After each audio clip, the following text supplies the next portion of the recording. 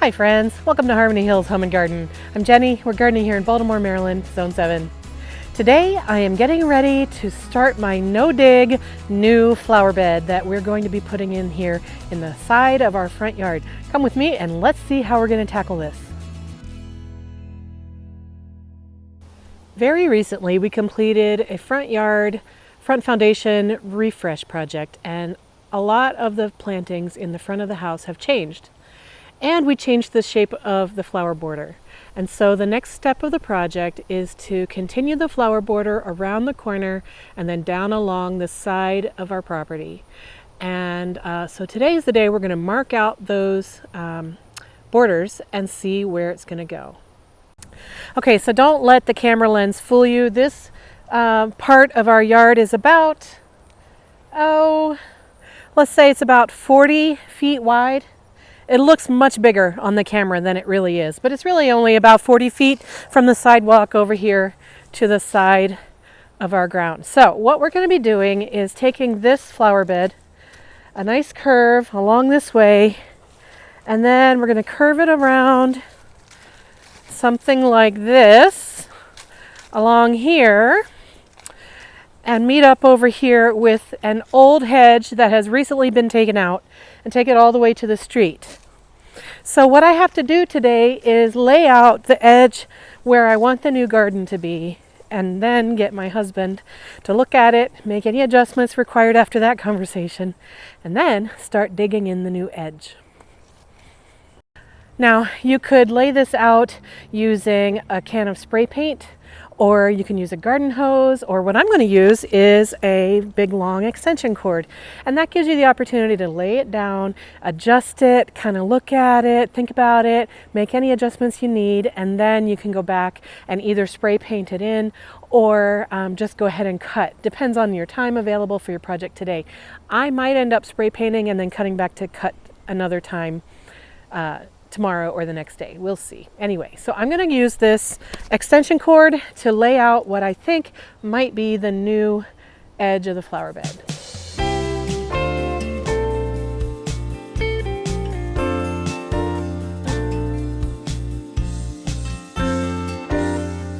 I have a few considerations that I'm keeping in mind as I do this. One, I want the smooth curve. I want the edge of the curve to be really smooth so that Dave can take the lawnmower along there without having to do maneuvering and things like that. I want it to be nice and gentle for lawn mowing. I also want it to be nice and gentle for the purpose of, ease on the eye. I don't want jig-jaggy kind of curves or anything too sharp. I would love it to be visually smooth all the way around, from the sidewalk all the way around there and down that way. I don't want any flat edges. So along the sidewalk it is flat, but the rest of it I want it to be a gentle curve. Yeah, so that's what I'm keeping in mind as I lay this out. So I'm going to fuss with it a little bit more and see if I can get it to where I'm ready to show it to my husband.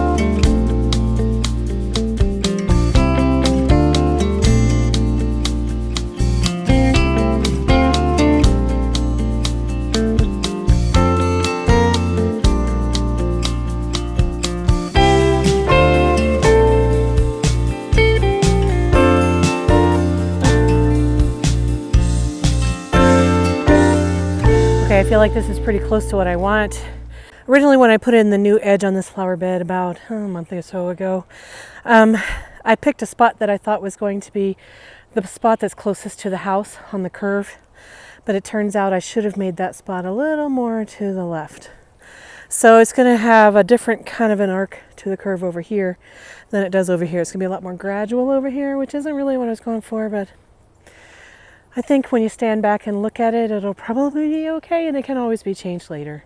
You can always make more grass or more flower bed if this arc isn't correct. So I think I'll get my husband, see what he thinks.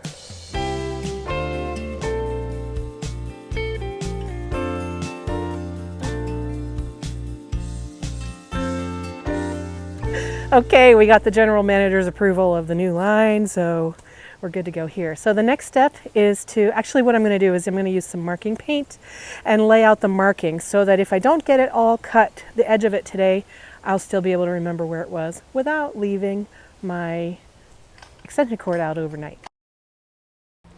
Okay, here's the new line. It's going to come along here. We'll have an extension of this rock coming out this way, and a Y back there for the mail carrier out onto the lawn. It'll come around here. This will be shrub border primarily, although I might throw some perennials in. Don't tell Dave, but in the near future, I really want to extend this around this tree and out to the street like that. But that's going to have to be a year or two plan away until he gets used to this here. Don't tell Dave about that plan though. I'm not sure he watches all of my videos, so if not, this can be our little secret. All right, now the next thing I'm going to do is get my edging tool out and cut the edge along here. I might not get it all done today, so that's why I painted. So let me just get this edge cut, and then I'll start working on covering up the grass and doing a no-dig method on this area. I'm going to use my trusty Half Moon spade to start trimming out this grass. Now, the grass is pretty dry. I probably should wait until after I've watered or we've had some rain, but it's going to be dry for a while, and I usually don't water the grass, so I'm just going to do it this way for today. Yeah, I've shown this before, but the easy thing to do is just stick it down in there. You use your foot to smush it down, and then rock it back and lift up that sod.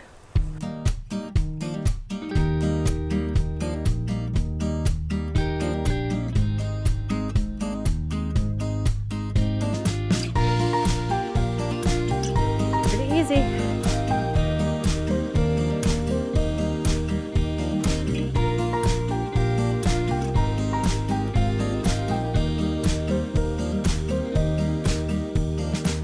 Okay, that part of the job is done. Now you may have noticed that I'm leaving the sod such as it is. It's actually mostly clover and violets, dandelions, and other lawn weeds. There are some grass blades in there though. Anyway, I'm leaving all of that on top of the soil in the flower bed. We're just going to be covering that all up anyway, and it will help nourish the earth as it decomposes underneath all of the things that we're going to put on top. So also you may have noticed that my lines aren't precisely straight everywhere, but that's okay. We'll be adjusting and fine-tuning these over time. So it's all good. Now that I have the edges cut for the new flower bed, the next step is to water everything really deeply so that it gets a great start to the decomposition process, which is next on the list. So that's my next job.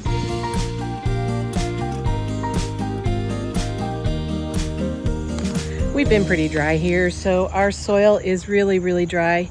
And I probably could have watered a lot deeper than I did, but here we are. I'm just going to do what I did and move on. Okay, so I've got my ground wet. I've got my edges cut. The next step in the no-dig garden bed process is to cover the ground, grass, weeds, and all, with cardboard or some sort of compressed paperboard or thick layers of newspaper, something made out of paper product, so that it smothers the grass and the weeds or whatever you've got growing underneath there. I'm going to be using a combination of really thick cardboard that came with a shipment that I received of a large appliance, and also some builder's paper that they use to cover the floor. It's called ram board, and it comes in a roll, which I purchased at my local home improvement store. So between those two products, I'm hoping to cover a large portion of this bed, but I don't think I have enough material to cover the entire bed. So I'm just going to do today the part that I have enough to do.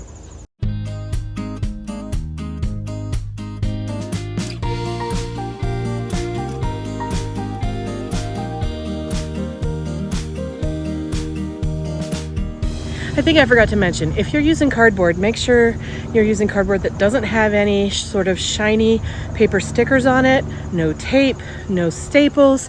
Basically take everything off except the cardboard itself. And if you can, try to use cardboard that has a very limited amount of ink in it as well, and that'll just be better for your soil.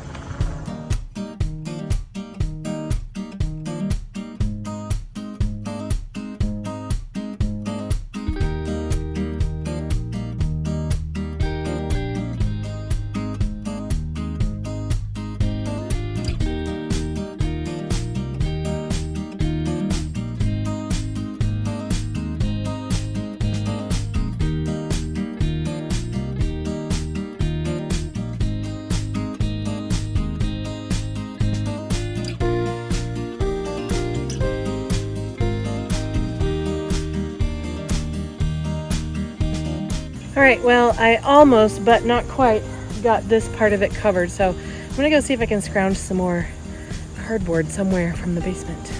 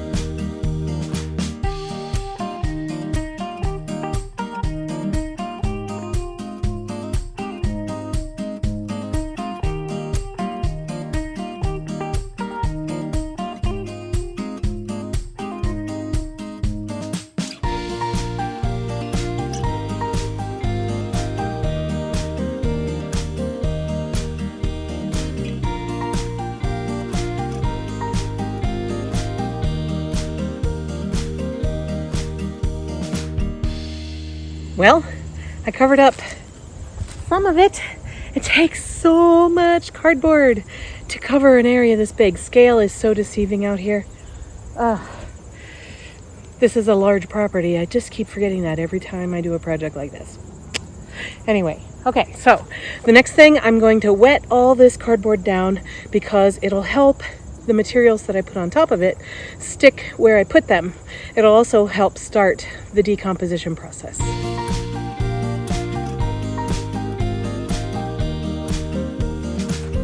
The next step in the process is to cover the cardboard with organic material. Now, in the past, I have used purchased compost as my next layer.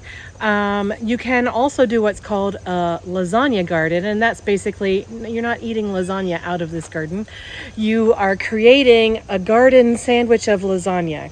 Sandwich of lasagna? That makes no sense. Anyway, you're doing layers and layers and layers of organic material of different kinds. So you'll do brown layer, then a green layer, then a brown layer, then a green layer, and you keep doing that. And you can use kitchen waste, you can use plant waste, you can use shredded leaves, grass clippings, pretty much any sort of organic material that you have as waste you can use to create these layers of organic material, and then you let it sit for months over winter, and then when you come back to it the next season, it will have decomposed down into a beautiful compost. So what I'm going to be doing is a combination of all of that. I have here a pile of shredded leaves, I have here a pile of grass clippings, I have a compost bin that is full of fully and partially and not at all decomposed plant material. We have tons of brown leaves that need to be gathered up and put away onto this pile. And it's still early fall, so we still have lots and lots of leaves in the leaf canopy that have yet to fall. So I am not finishing this project today, but I'm going to get started covering the cardboard with the first layer of organic material. Now, because that first cardboard layer is brown material, cardboard, I'm going to use green material as my next layer. So I'm going to pick up this small pile of grass clippings here and see how far it will spread. I don't anticipate it's going to go very far, but we're just going to see.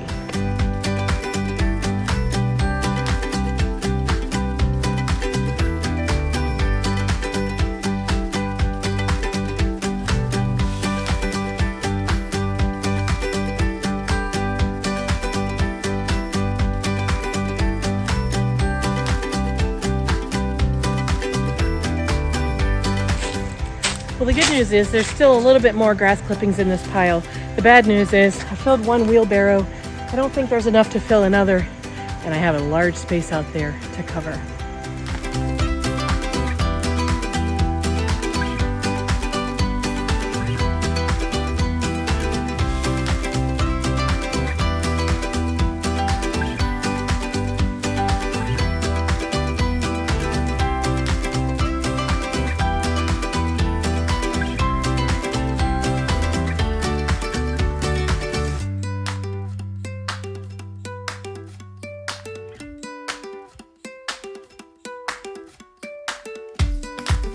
Well, I took a lunch break and my cardboard dried out, so I'm going to have to re-wet it before I spread any materials on it. And I only got 2 piles of grass clippings out of the compost area, so I don't know how this is gonna go. I was hoping to be able to cover this all up with materials that we already had around the house, but I might end up having to buy some compost. And it's such a large area, I'm actually considering having a bulk load delivered. We'll see. I'm not sure yet. We'll see what we have in the backyard and how far we get with that.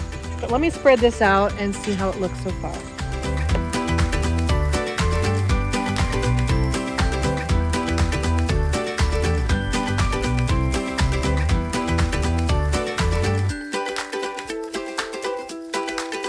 That ended up spreading a little bit further than I thought it might, so that's good news, but still I have a lot of area to cover. So, but first I'm gonna wet this down so that it doesn't blow around.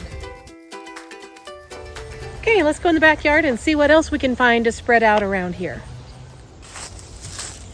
This is our compost pile. Now, we don't do compost the way you're supposed to do compost, I don't think. We basically just take our yard waste and we dump it here. We don't pay attention to whether it's brown or green or whether we have too much of one kind or another. We don't pay attention to how hot the pile is getting. We don't turn it.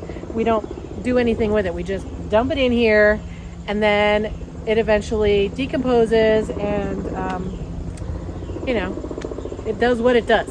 So I am not in a position to tell anybody else how to do a good compost pile. So don't look to me for advice. I'm just telling you, this is a big pile of yard waste of all kinds, and I'm just going to grab this stuff into my wheelbarrow and spread it out front.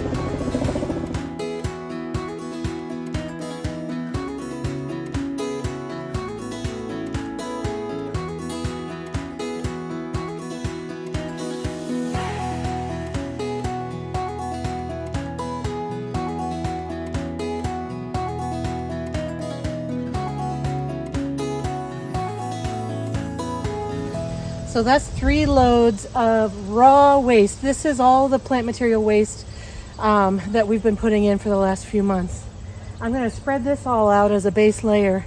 And then the rest of the compost pile is the compost that has been growing there for the last few years down in the bottom of the pile. So after this gets spread out, I'll be able to spread that finished compost on top of here, and that'll help get all this a kickstart for decomposing over the coming months.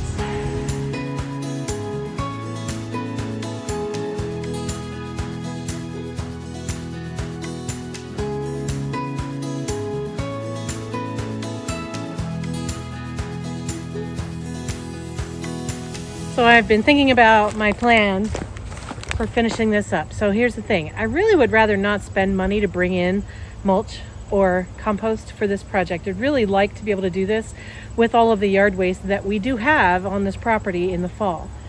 So I currently have the compost bin that's got some really nice finished compost in the bottom layer. I can put that on top of this area that I've covered with this waste so far. This area that's got the cardboard laid that doesn't have any waste on it yet, I can wait. I can actually pull this cardboard back up so that it doesn't look terrible or blow away. But I can wait on this area until I have more yard waste.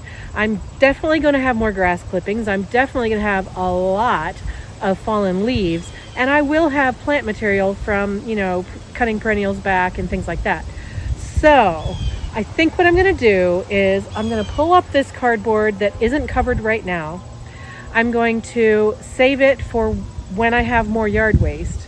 And I'm going to put I'm going to put the compost that's currently in the bin on top of this area that I have covered so far and get this part really well started. And then as I get more yard waste over the coming weeks, I'll use that to finish this area and over there. And I think that's the best way to handle this project, little by little over time as the yard waste becomes available to me.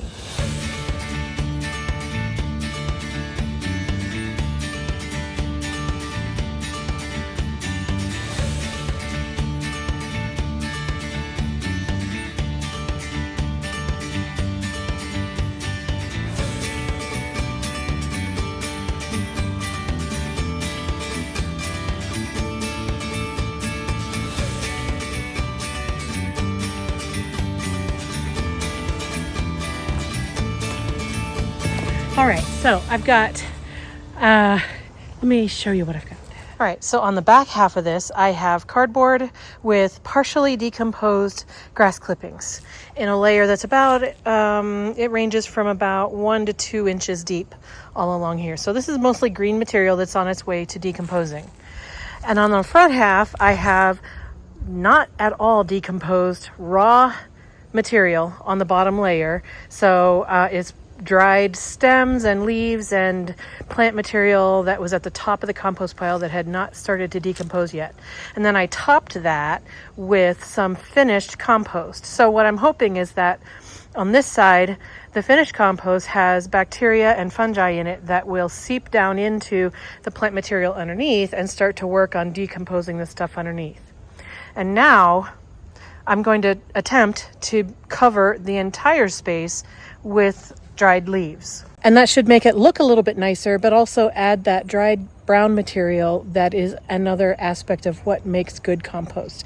And then over the coming season of fall, as we clean up the yard and as we take care of our leaves and mow the grass and things, we'll continue to add layers of plant material on here of variety of types. And hopefully in the spring, it will be a gorgeous, thick bed of beautiful soil.